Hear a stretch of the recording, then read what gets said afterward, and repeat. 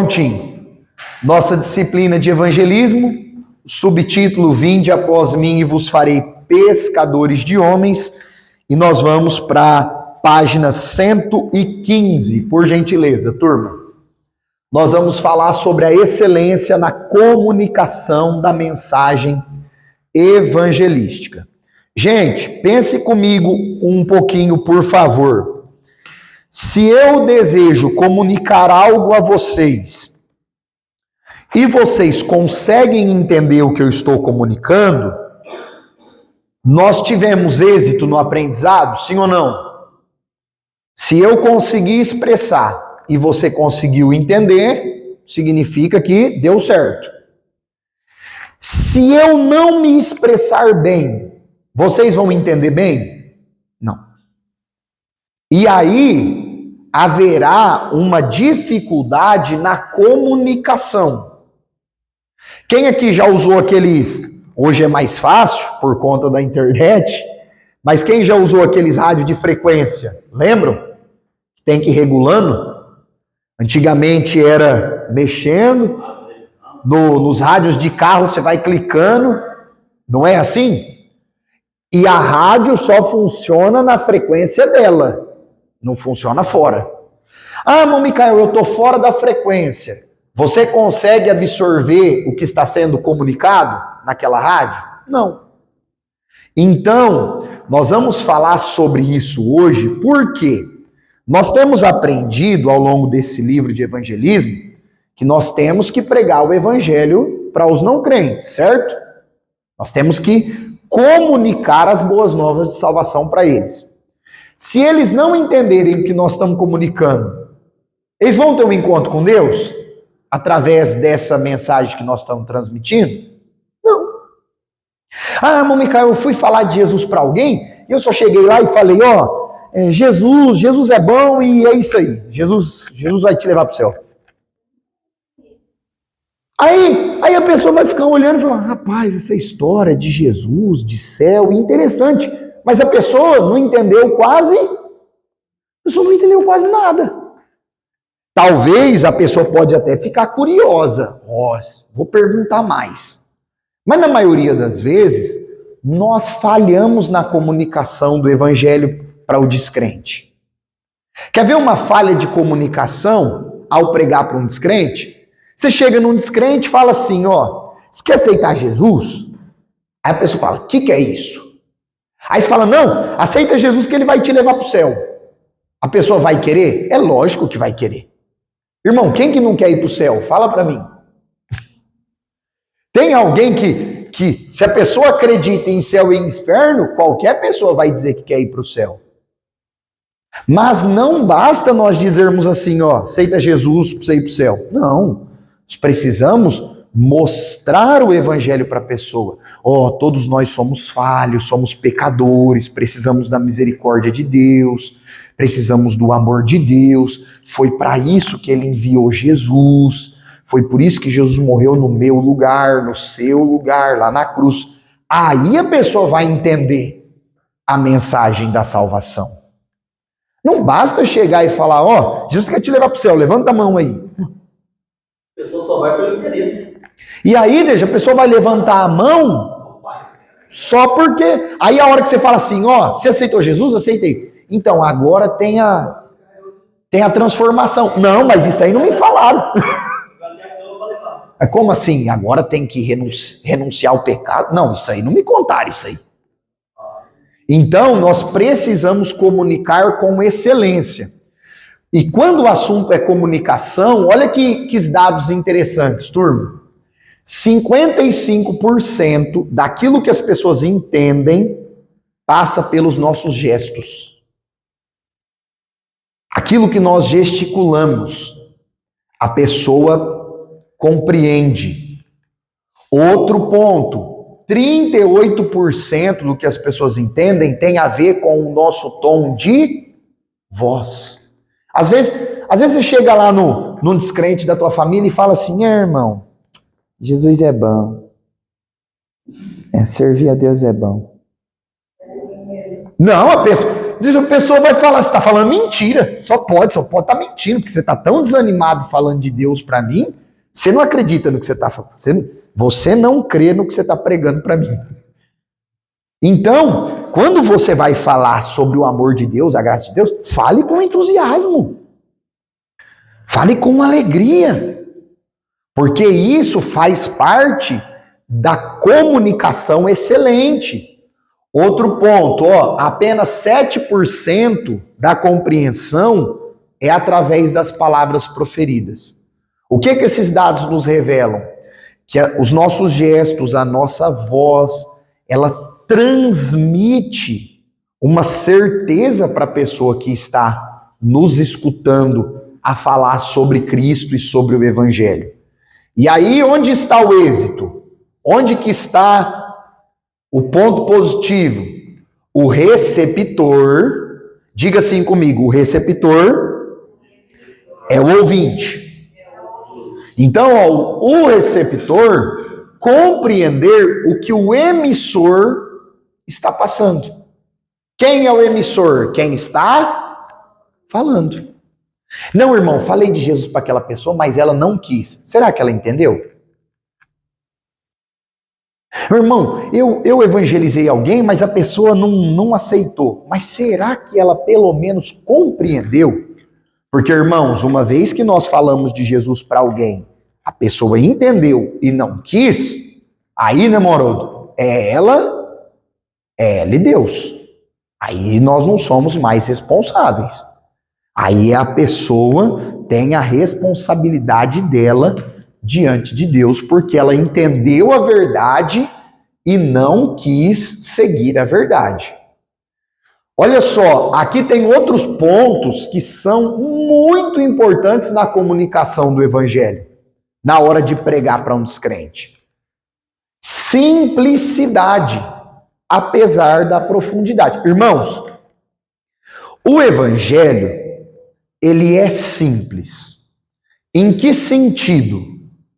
No sentido de nós transmitirmos o Evangelho para a pessoa. Mas nós não podemos, porque o Evangelho é simples, apresentar um Evangelho raso para o descrente. Que é o que nós estamos comentando aqui. Não, levanta a mão aí que você vai para o céu. Não é porque o Evangelho é simples que ele deixa de ser profundo. Porque, irmãos, para pensar. Olha a gravidade do pecado, olha o tamanho da graça, olha o tamanho do amor, o tamanho da misericórdia de Deus. O quanto Jesus fez na cruz é muito profundo, não é, turma? É muito profundo. Então, na hora de você expressar o Evangelho, e eu expressar o Evangelho, nós devemos expressar de forma simples. De uma forma que a pessoa compreenda. Mas nós não podemos deixar de lado que o Evangelho é algo maravilhoso, é algo profundo. Então, qual que é o cuidado que nós temos que ter aqui? Não querer ser simplista. O simplista é diferente do simples. O simplista é assim, você quer Jesus? Você não quer, problema é teu. Isso é alguém simplista. Mas, irmão, o Evangelho é profundo, explica com carinho para a pessoa. Não, vou explicar só isso aqui e pronto. Não. E nós também não devemos dificultar o Evangelho para a pessoa. Você já pensou chegar num descrente e falar assim, deixa eu falar uma coisa para você. Você acredita na união hipostática? Aí, Que? Assunto que nós aprendemos esses dias aí no trimestre passado na EBD, Jesus 100% homem, Jesus 100% Deus. Como que pode isso? A grandeza disso? Irmãos, isso aí, o novo crente, ele vai aprender. No discipulado, na escola bíblica dominical, vai chegar a hora dele aprender. Mas na hora que você vai falar de Jesus para alguém, não precisa entrar nisso. Não tem necessidade de entrar nisso. Amém? Então, questões assim, mais profundas, que é o tutano, é a a feijoada, a comida forte, a pessoa vai ir se alimentando depois. No começo é o quê que a Bíblia fala? É o leitinho, é o leite materno. Então, é a simplicidade apesar da profundidade. Outro ponto, além do que se quer dizer, é necessário avaliar como se diz. Não adianta eu pensar que estou explicando algo para vocês, se na minha fala vocês estiverem entendendo de outra forma. Não, irmão, mas eu quis dizer que o pecador tem que se arrepender. Mas em momento nenhum ele entendeu que está arrependido dos pecados. Então, teve um erro na comunicação, sim ou não? Vocês já enfrentaram algum problema com erro de comunicação? Quem aqui já passou por isso? Você fala assim, ó. Fala assim, ô fulano, eu vou chegar a tal hora. Aí a pessoa pensa assim, ele vai chegar na cidade tal hora. E às vezes você quis dizer que vai chegar na casa dele tal hora. E aí o erro foi do quê? Da comunicação. E às vezes, Nath, não é nem a falta, é uma comunicação mal feita. Não, irmão, eu fui lá e evangelizei aquela pessoa lá. Aí às vezes você encontra a pessoa, você já ouviu falar sobre a salvação, o arrependimento de pecado? Nunca ouvi falar sobre isso aí. Você sabe o que a gente encontra fazendo evangelismo? A pessoa fala assim, ó, eu já fui na igreja, mas nunca falaram para mim sobre mudança de vida. Ué?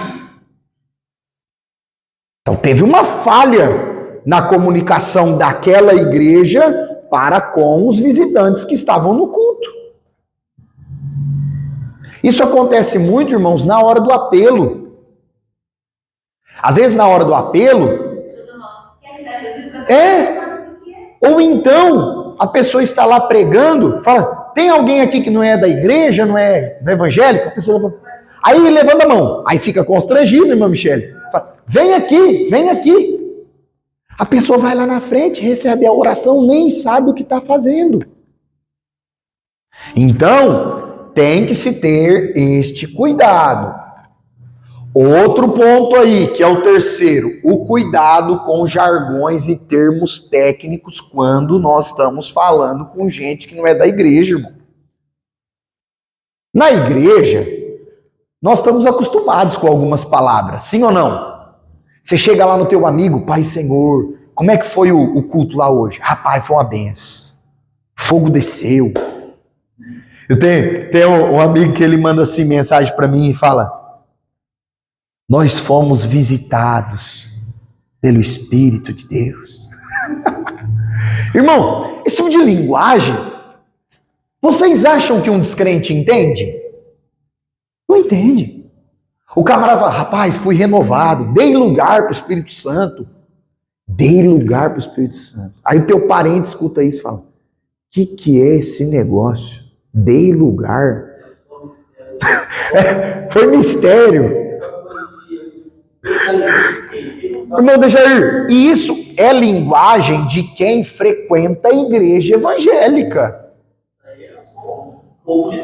Não é uma linguagem de pessoas não crentes. Aí o camarada vai evangelizar um descrente, já chega assim, e aí, varão? Varão?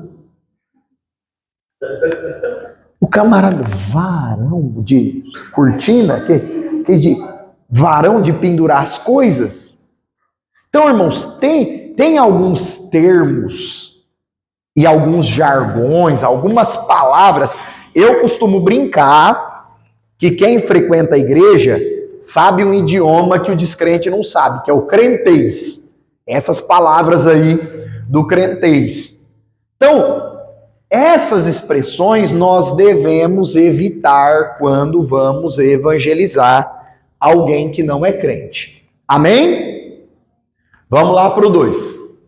O perfil do evangelizador. Irmão Micael, eu quero ser um evangelizador. Nós aprendemos lá na aula de número 1 que toda a igreja deve ser evangelizadora. Amém? Você e eu podemos não ser um missionário transcultural, mas falar de Jesus para as pessoas no dia a dia é missão de Todos. E aí algumas características de quem vai falar de Jesus para as pessoas. Visão do reino de Deus, irmãos. Você não aborda um descrente falando assim, ó, Pai do Senhor, eu sou da Assembleia. Não. Pai do Senhor, o culto lá é domingo, 18 horas. Não, gente. Você começa a falar do amor de Deus, da graça de Deus, da transformação de vida. No final do papo, a pessoa vai perguntar o quê? De que igreja você é? Onde você vai? Eu vou ir lá fazer uma visita.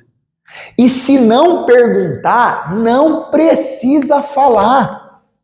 Se a pessoa não perguntar, você pode no final do papo ali estender o convite para ir no culto. É maravilhoso. Top, top. Mas se a pessoa não perguntar, não precisa falar. Olha, eu frequento tal igreja, fique em tal... Não. Plante a semente do evangelho. Porque é Cristo que vai transformar, que vai impactar a vida da pessoa. Isso é visão do reino de Deus. Isso é visão do reino. Outras características fundamentais do evangelizador. Amor a Deus. Irmãos, tem que ser convertido. Às vezes, qual que é um grave problema que nós temos no meio pentecostal? A pessoa aceita Jesus hoje, quer virar missionário amanhã. Vai dar conta? Não vai. Não vai dar conta. É por isso que a pessoa tem que ter tido um verdadeiro encontro com Deus, experiência de conversão. Nossa, agora eu amo a Deus. Aí sim, vamos falar de Deus para as pessoas. Amor a Deus, obediência ao chamado do Cristo. Qual que é o chamado de Cristo para a sua igreja? Pregar o evangelho, testemunhar o evangelho. Terceiro ponto aqui, ó, amor pelas pessoas. Gente, se nós falarmos de Jesus para as pessoas só por obrigação, nossa mensagem não vai ter êxito. Ah, irmão Micael, eu falei de Jesus para a pessoa lá, porque sabe que eu vou na igreja, se eu não falar, vai falar que eu fiquei com vergonha. Não é por obrigação.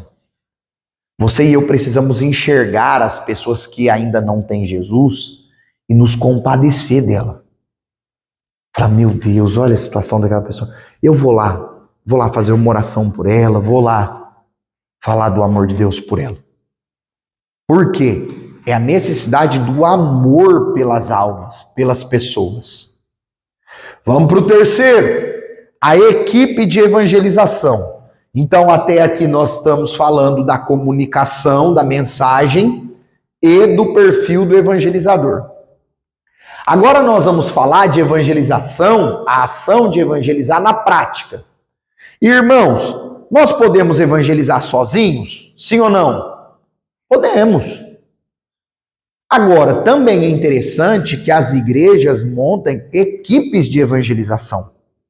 Pega 2, 3 irmãos, 2, 3 irmãs e vamos evangelizar. Maravilhoso. O que é uma equipe, turma? O que vocês acham? Um conjunto, o que mais? O que vocês entendem aí por equipe? Tem uma definição bem legal aí no livro de vocês, ó, dê uma olhada na página 131, por favor. Aí na parte final, diz que é um conjunto de pessoas fazendo determinadas coisas juntas, não necessariamente será uma equipe, se não estiverem conscientes de algumas diretrizes essenciais para que se obtenha êxito naquele trabalho. Trocando em miúdos, o que o escritor está dizendo aqui? Uma equipe não é apenas um grupo de pessoas ali reunidas. Precisa estar no mesmo foco, na mesma ideia, no mesmo propósito. Às vezes alguém faz parte de uma equipe de evangelização, aí chega lá, é o dia da evangelização. Aí a pessoa chega. Aí a pessoa já começa assim, nossa, mas veio poucos. Nossa, tem pouca gente aqui. Ah, mas não vai tirar foto de nós que veio evangelizar? Ah, mas vai falar o nosso nome no culto à noite? A pessoa já não está na mesma sintonia. Não está. Micael, é a mesma coisa dos 120 crentes que estavam ali, então, mais ou menos do jeito. Então, aqueles lá, eles estavam no mesmo propósito. Na mesma expectativa. Na mesma expectativa. Ó, Jesus mandou ficar aqui até o revestimento vindo do alto. E eles estavam lá, orando juntos. Ali era uma equipe. Era uma equipe. Que não estava evangelizando naquele momento, mas estava orando e buscando o revestimento de poder. Então, irmãos, a equipe, e principalmente uma equipe de evangelização, precisa estar com o mesmo foco, que é o quê? Pregar o evangelho, ganhar almas, falar de Jesus. Ah, veio poucos. Não tem problema que veio poucos, vamos os poucos. Ah, mas fulano disse que vinha e não veio. Não tem problema que fulano não veio. Nós vamos e na próxima o fulano vai. Porque o foco é pregar Cristo, falar de Cristo. Aí, ó, outro ponto interessante. Na evangelização, é fundamental que os integrantes da equipe sejam voluntários. Esse negócio, irmãos, eu chegar aqui para vocês e falar, ó, turma, semana que vem o grupo da teologia vai fazer o evangelismo. Ó, o irmão Joabe, semana que vem, irmão Joabe, você tem que vir no evangelismo e pronto. Irmão Joabe, se você não vier, ô irmão Ralph, semana que vem é a evangelização, vocês dois têm que vir, eu não aceito que vocês não venham. Aí vem por obrigar, por obrigação. A hora que eles forem falar de Jesus para as pessoas, do amor de Deus para as pessoas, eles vão estar com aquele empenho, com aquele ânimo, com aquela alegria? Se veio só por obrigação? Não. Então a pessoa precisa estar voluntária. É bonito, irmãos, quando isso acontece, às vezes tem aquele culto de missões, e aí o pregador fala sobre Jesus, sobre fazer missões, os louvores sobre isso e tal. Aí chega na segunda-feira, o membro, alguém às vezes que nem obreiro não é, procura o pastor. Pastor, será que a gente pode fazer um evangelismo? Deus me tocou, será que nós podemos entregar uns folhetos? Será que nós podemos fazer ligações para os irmãos que estão afastados? Irmãos, isso é maravilhoso. Por quê? Porque é fundamental que na evangelização a pessoa seja voluntária, a pessoa queira pregar o evangelho, a pessoa deseje falar de Jesus para as outras. É claro, o ide do Senhor é uma ordem imperativa. Jesus deu uma ordem, mas ele deseja que nós cumpramos essa ordem, não com peso, mas com alegria. Amém? E aí nós vamos falar de alguns tipos de preparo, várias áreas que nós temos que nos preparar aí fazendo parte de uma equipe de evangelização, ó. Primeiro, a área espiritual. Irmãos, falar de Jesus para as pessoas descrentes é enfrentar o inimigo cara a cara, sim ou não? Nós estamos indo lá pescar uma alma que está aprisionada pelo diabo. Aquela alma, ela está cativa do maligno. E nós estamos indo lá. Os discípulos de Jesus, vim arrancar você desse lago aí, desse lodo. O inimigo fica feliz ou furioso? É tão interessante, Humberto, que está falando isso aí, que você vê como a coisa é tão séria, esse negócio de evangelização, procurar pessoas para procurar a salvação, que quando aqueles 120 estavam reunidos, eles não podiam sair da forma que eles estavam, que só dispostos, então ficar lá, vou revestir você. Uhum. Tem que ter um revestimento, uma autoridade máxima, porque o amigo não é. Exatamente. Ele não aceita que você vai arrancar a pessoa da mão dele. E ali, irmão Dejair, aquele preparo era espiritual. Espiritual. Porque Jesus já tinha mostrado para eles os milagres, Jesus já tinha mostrado para eles como expulsar os demônios, Jesus já tinha ensinado eles a orar pelas pessoas. Agora, o que Jesus está fazendo?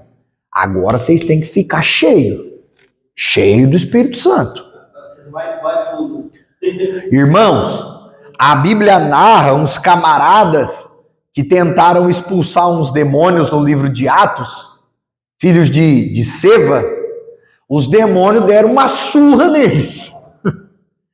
Então, é necessário o preparo espiritual. E o preparo espiritual passa pelo quê? Oração, jejum. Lembra que Jesus ensinou que tem casta de demônio que só sai como?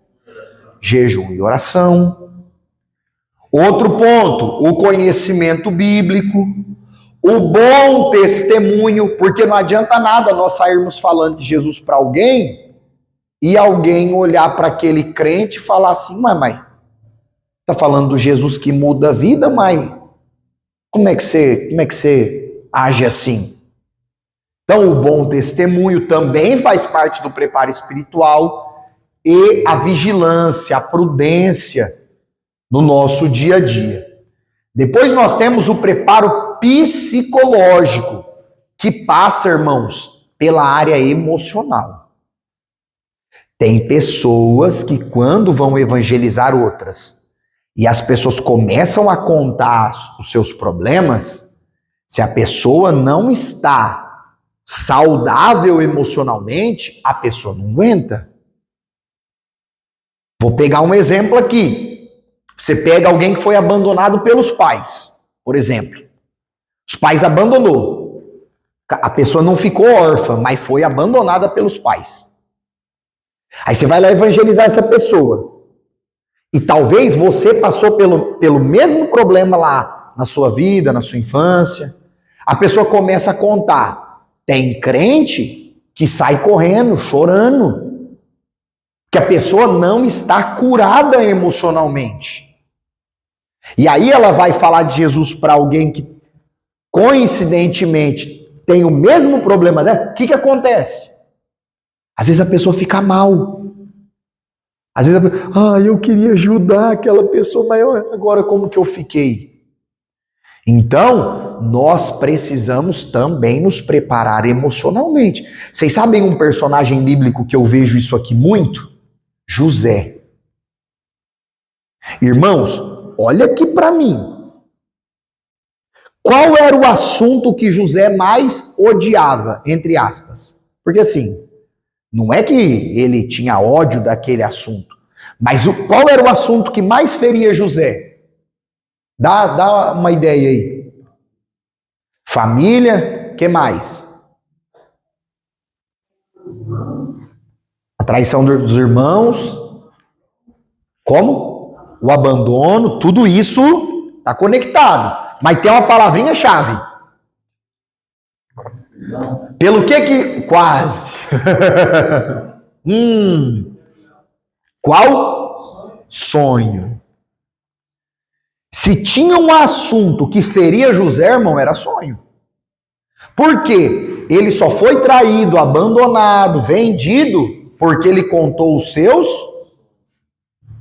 Aí ele vai para o Egito, por causa desse negócio de... É o sonhador. Vai para o Egito. Chega lá no Egito, serve na casa de Potifar, uma bênção, tem a trama lá da mulher de Potifar, vai parar na cadeia. Chega na cadeia, a Bíblia diz que o padeiro e o copeiro, cada um teve o quê? José, como chefe da cadeia, alguém bondoso, olhou para eles e falou assim, rapaz, eu tô vendo que hoje vocês estão com a cara de preocupado. Vocês não são assim. Vocês não são assim com essa cara de gente preocupada. O que está acontecendo? Ah, José, nós tivemos um sonho. Você imagina a cena? A cara do José? Sonho? Você está de brincadeira com a minha cara. O que José podia ter feito? Problema seu. Você teve um sonho, o problema é teu. Eu também estou aqui porque tive sonho. E eu abri a boca para contar, você não conta para ninguém não. Podia despejar todas as dores dele, sim ou não?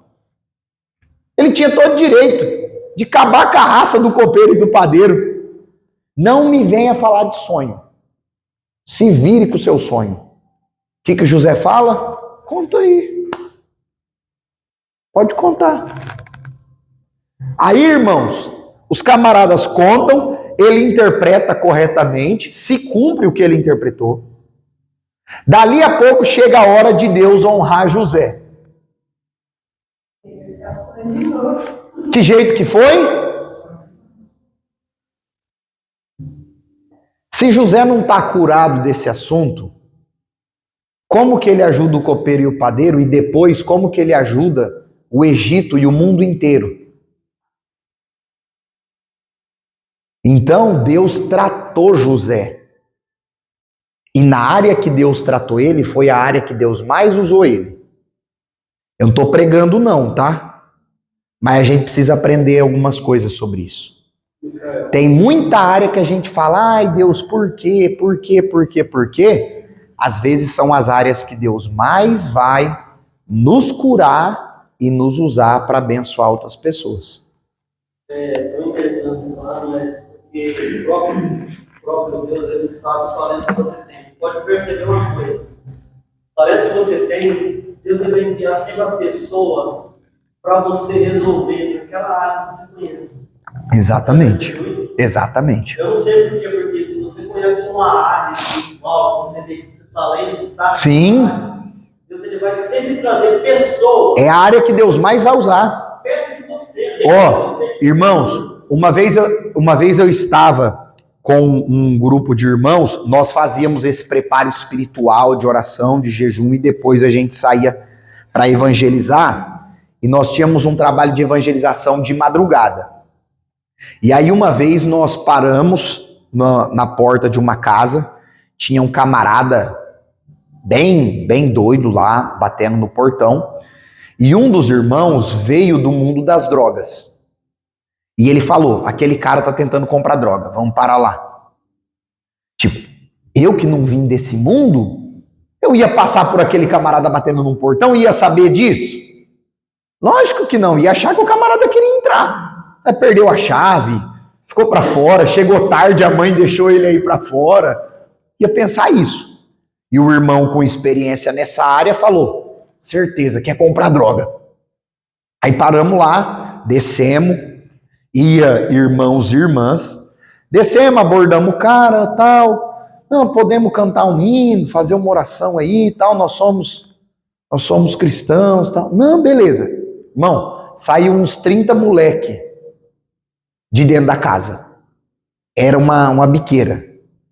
Saiu uns 30. E tinha um conhecido meu lá. Aí ele falou, rapaz, você está aqui fazendo o quê uma hora dessa, de madrugada?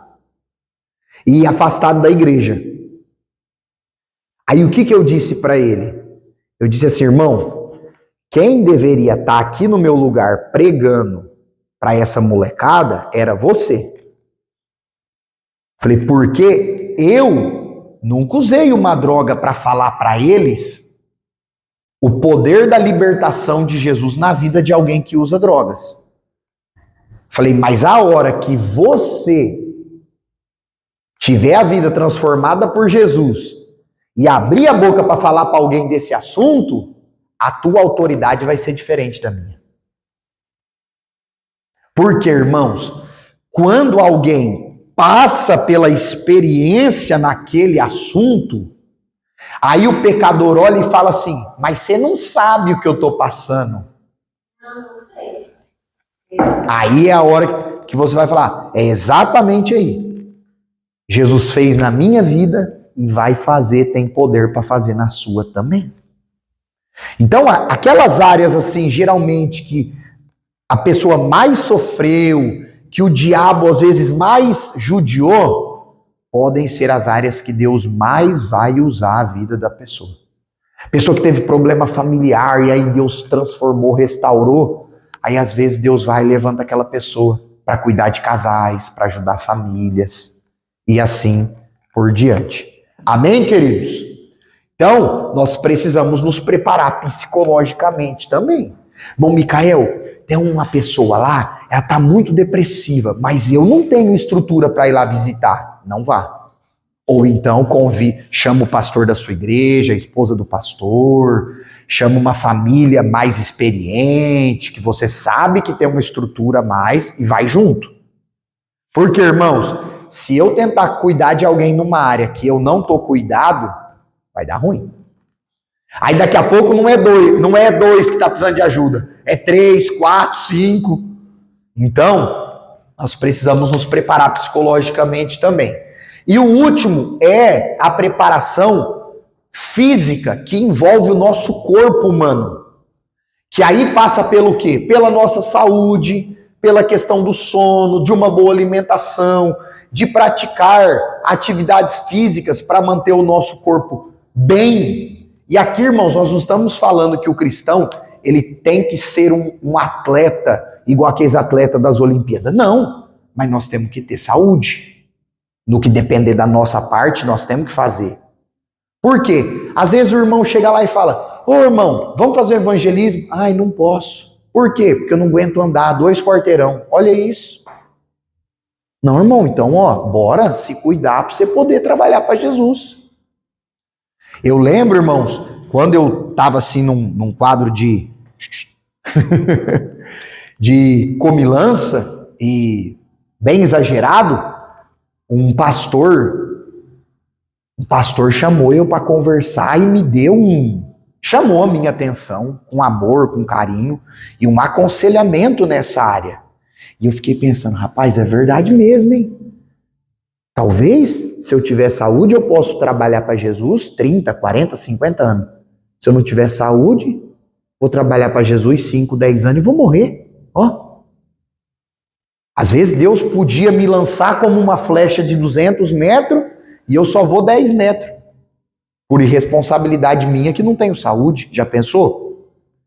Então, nós temos que nos preparar fisicamente também. Temos que cuidar em todas essas áreas. Para quê? Para estarmos prontos por completo. Corpo, alma e espírito. Para servirmos a Deus com excelência. Capítulo 4. A pregação evangelística. Irmãos, o milagre da pregação. Nós aprendemos aqui nas 2 primeiras aulas que 1 Coríntios capítulo 1 e capítulo 2. Quais são os capítulos, turma? A Bíblia fala, o apóstolo Paulo fala lá aos Coríntios, que Deus quis salvar a humanidade através da pregação do Evangelho. E a pregação é um milagre tão tremendo porque nós somos vasos de barro, falhos, sim ou não? E aí Deus vai nos usar, vasos falhos, para resgatar pessoas que também são falhas. E o que nós vemos aqui? Que a grande chave, o grande segredo não está em nós, está no Evangelho. O Evangelho é poderoso para salvar. Jesus é poderoso para salvar. Não somos nós, não é o ser humano. Outro ponto interessante é que nós falemos com clareza e objetividade, como nós já estamos salientando aqui desde a introdução da aula. Você e eu precisamos ser claros com o descrente. Você precisa de Jesus. Eu também preciso de Jesus. Nós somos pecadores. Se não for a graça de Deus, nós estamos perdidos. Ser claro. Irmão Micael, mas se eu falar para ele que nós somos pecadores, ele vai se sentir ofendido. Irmãos, o Evangelho, ele passa por essa fase de ofender no bom sentido. Tem que chocar, tem que dar um choque no pecador. O pecador tem que... Meu Deus, então realmente eu preciso de Jesus. Então assim, nós temos que falar de forma clara. Às vezes a pessoa fica, nossa, mas como é que eu vou falar para ele que nós somos pecadores? Temos que falar. Outro ponto, a linguagem compreensiva ao ouvinte, que nós citamos também agora há pouco, cuidado com os jargões, passa por aqui também. Ah, irmão Micael, vou escolher uma passagem da Bíblia bem difícil para ler para ele. Vai adiantar? Não vai adiantar, irmão. Vamos lá, pega uma passagem bíblica que fala de salvação ali, uma passagem simples. Alguém que teve um encontro com Cristo ali, teve a vida transformada. Por quê? Porque dessa forma fica uma linguagem compreensiva para a pessoa que está nos ouvindo. Olha só que detalhe interessante. Às vezes você vai evangelizar alguém que trabalha numa determinada profissão, você pode usar ali uma situação da vida da pessoa. Ó, o irmão está lá na obra trabalhando, por exemplo, e começa a conversar, tal. Ah, sabia que Jesus também trabalhava com essas coisas? Ó, José era carpinteiro, tal, e Jesus prende a profissão do pai, tal. É a porta de entrada para falar de Jesus para a pessoa. Isso é o que, irmãos? Usar uma linguagem que a pessoa entende. Jesus fazia muito isso, sim ou não? O tempo todo. Jesus estava o tempo todo usando isso. Uma linguagem que era compreensiva aos ouvintes. Outro detalhe, irmãos, evangelizar alguém não é uma pregação de 1 hora. Não é um ensino, não é uma aula teológica. Nós não podemos ser enfadonho. Às vezes a pessoa ela cria raiva de receber um crente lá na porta dela, porque teve um dia que ela aceitou, ela foi lá no portão e a pessoa ficou 2 horas pregando para ela. Eu era da outra igreja, aí o pregador vai chegar o microfone do pastor, o pastor com a cara do microfone vai ele fala assim, ele tá lá, vai encher linguiça. Isso, irmãos, isso é ser enfadonho. Você chegou, falou de Jesus para a pessoa, ofereceu para fazer uma oração, a pessoa aceitou, amém. Ó, Deus te abençoe, fica com Deus. A pessoa geralmente vai perguntar da igreja. Você fala, ó, o próximo culto é quinta-feira, 7h30. Você quer que eu passe aqui? Você quer que eu te ligo? Tal. Já lança o convite e vai embora, vai para outra casa. Às vezes a pessoa vai fazer uma evangelização no trabalho, irmãos. A pessoa para de trabalhar para ficar falando. Ah, não, porque e tal. Aí vai ser mandado embora. Então você pode falar de Jesus no trabalho, mas ali, cumprindo, fazendo o seu trabalho, porque senão daqui a pouco também teu patrão vai falar, ó, irmão, quer pregar, vai lá para tua igreja. Você está mandado embora. Aí também é falta de sabedoria do crente. Então, nós temos que ter essa compreensão. Para você e eu evangelizarmos alguém, falar do amor, da graça de Deus, a gente não precisa, ô irmão, vim aqui na tua casa, pega lá uma coberta, um chá quente que tá frio, vou ficar aqui 3 horas hoje te evangelizando. Não, irmão. Porque às vezes a pessoa ela começa a criar uma resistência contra Jesus e contra o evangelho por falta de sabedoria nossa. Então nós temos que ter esse equilíbrio, não sermos enfadonhos. Isso aqui acontece muito em culto evangelístico, culto no lar, quem já foi? Culto no lar, cruzada, culto na praça. Não é pregação de 1h30, gente. É pregação de meia hora. De forma clara, de forma sucinta, falando sobre salvação, transformação de vida. Olha outras dicas aí. Não ofender ou atacar as pessoas ou as religiões. Irmãos, à medida que nós vamos evangelizando, às vezes a pessoa que é de outra religião, ela vai fazer algumas perguntas. E aí nós temos a responsabilidade de falar a verdade, sim ou não? Mas é falar a verdade com amor, com respeito. Às vezes a pessoa vai evangelizar um católico, aí entra na casa do católico. já entra e já fala assim, ó, mete o pé nessas imagens. Calma, querido, segura o anjo. Calma. Primeiro você fala de Jesus, você lê a Bíblia, Deus vai começar a trabalhar. Na maioria das vezes, a própria pessoa já faz o quê? Ah, eu vou jogar essas imagens fora. Eu vou pastor, leve isso aqui embora. Quando eu estava com 18 anos, eu tinha uma equipe lá que era evangelizante. O rapaz saía comigo, mesmo de carro de som, eu tinha um ponto de pregação.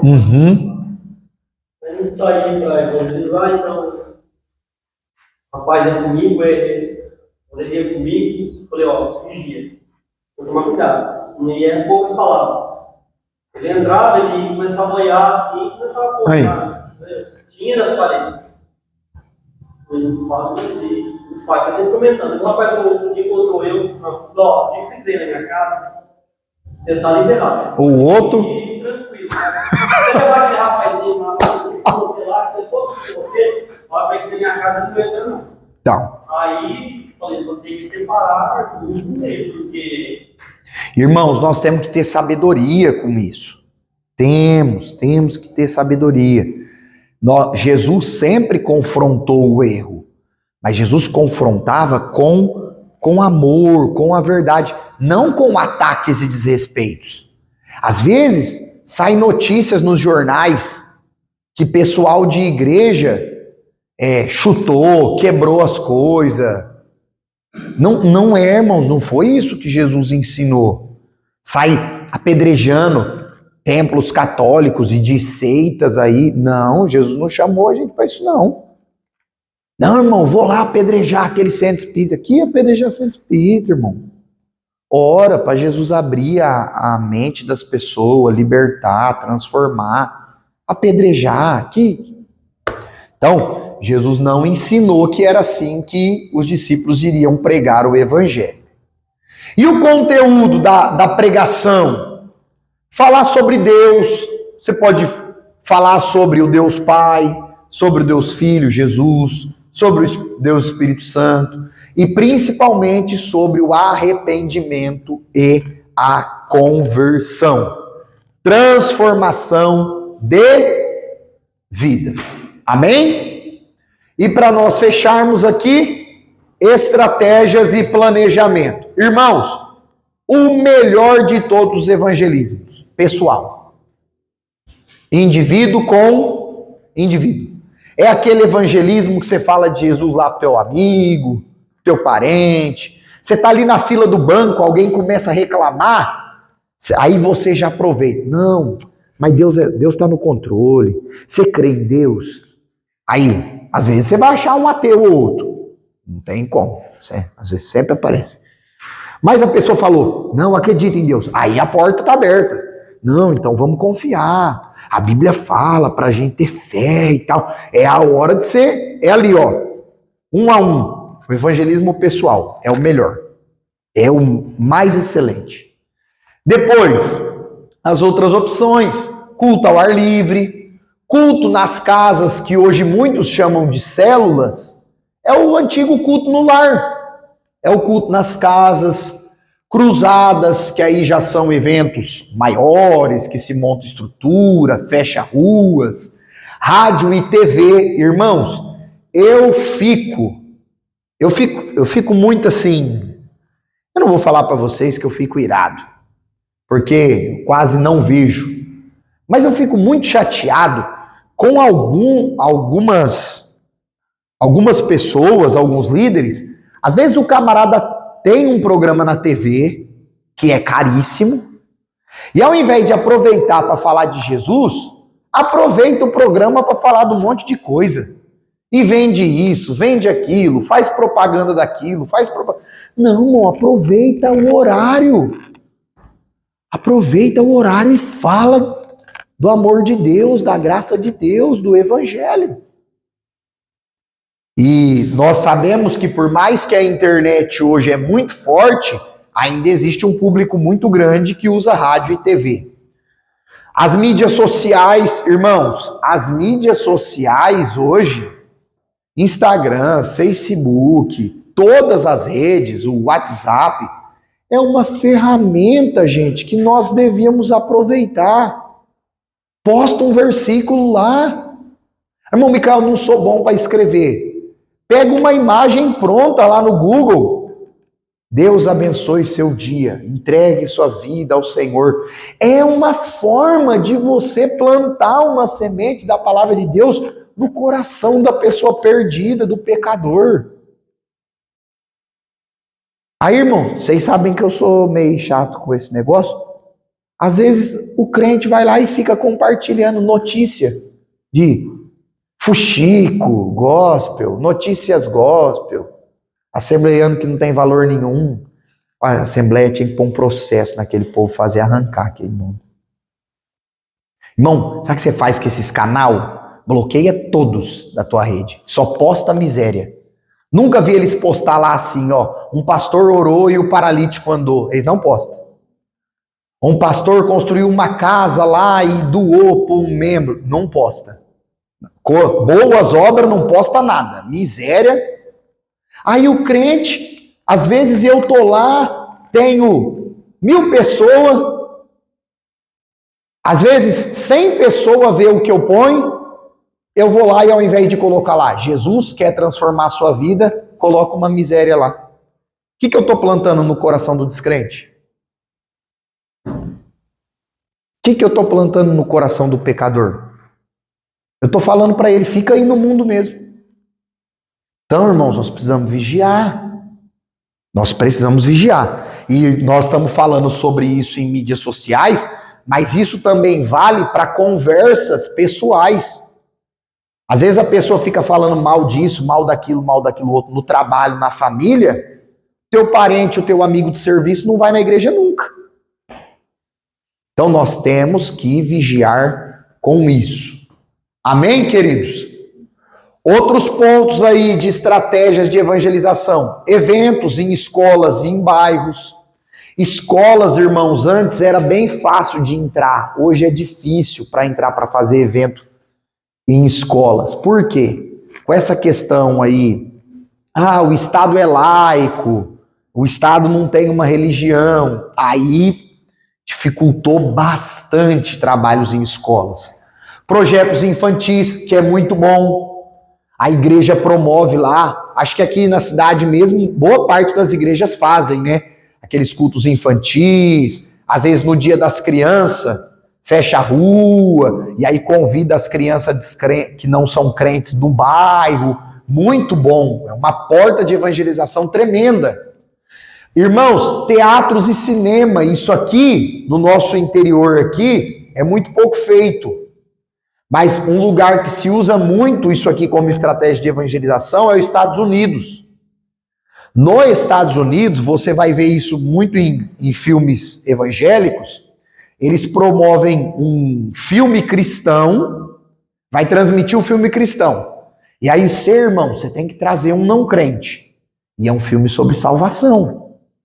No final do filme, o pastor pega, dá uma palavra sobre salvação e muitas vidas são alcançadas. Então, é uma porta de evangelização, palestras, encontros empresariais. Por quê? É uma classe de pessoas abastadas financeiramente, que é difícil de alcançar. É difícil. A gente fala muito de pregar para os necessitados, mas espiritualmente, uma pessoa rica, um empresário que não tem Jesus, ele pode ser rico na finança, mas na alma ele é pobre. Então, é um meio de evangelização, folhetos e telefonemas e correspondências, que poderia ser trocado hoje em dia por zap, né? Mas assim, irmão, aquela pessoa está afastada, dá uma ligada, manda uma mensagem.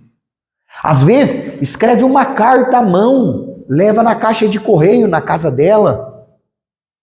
São formas, irmãos, de nós evangelizarmos excelentes e que muitas vezes Deus pode usar essas estratégias E nós sabemos que uma alma para Deus vale mais do que o mundo todo. A Bíblia diz que há alegria no céu quando um pecador se arrepende e volta-se para Deus. Amém? Deus abençoe. Vou fechar aqui a vídeo